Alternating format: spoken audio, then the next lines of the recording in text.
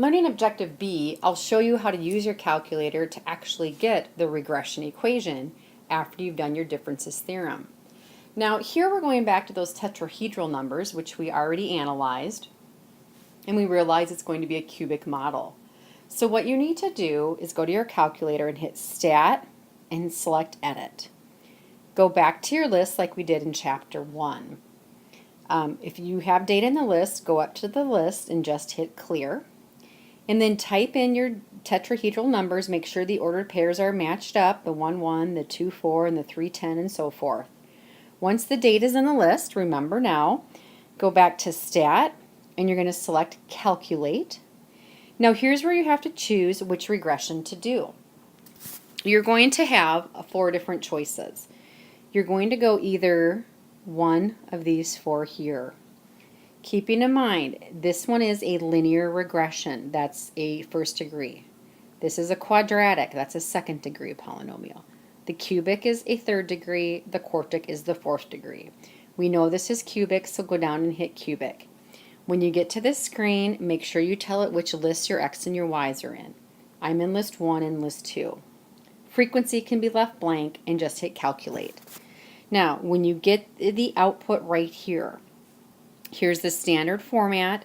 They're telling you the leading coefficient of A, they're telling you the other coefficients of B and C, and the constant value of D.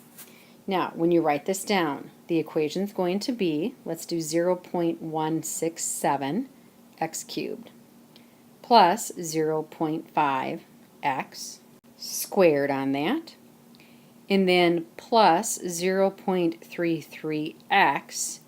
And then when it comes to D here, be very careful. This output, that is not the number negative 6.6. This is scientific notation right here.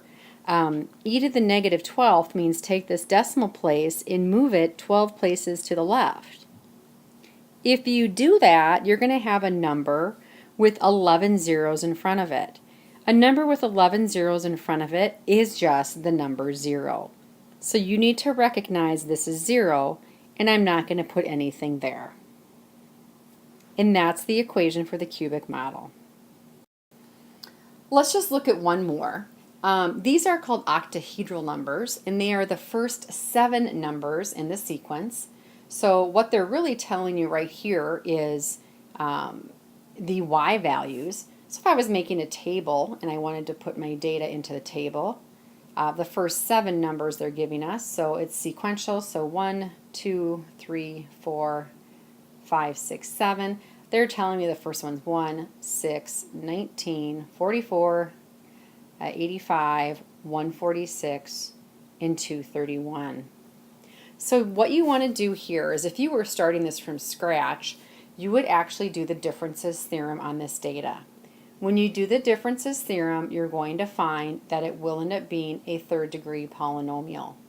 So after you do that, again, go back to your calculator, do Stat Edit, enter this data, list 1, list 2. Make sure they look lined up. Then you're going to do Stat Calculate. You're going to choose between these 4 regressions. This is cubic, so hit number 6. And here's the output. Let's look at it carefully this time.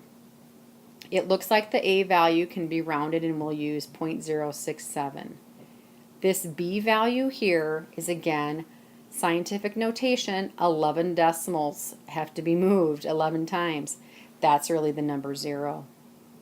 This guy right here is going to be 0.033. And this one here says move the decimal place. Again, 11 places to the left. That's really the number 0. So if I were to write this, what I'm going to get is y equals 0.67 x cubed.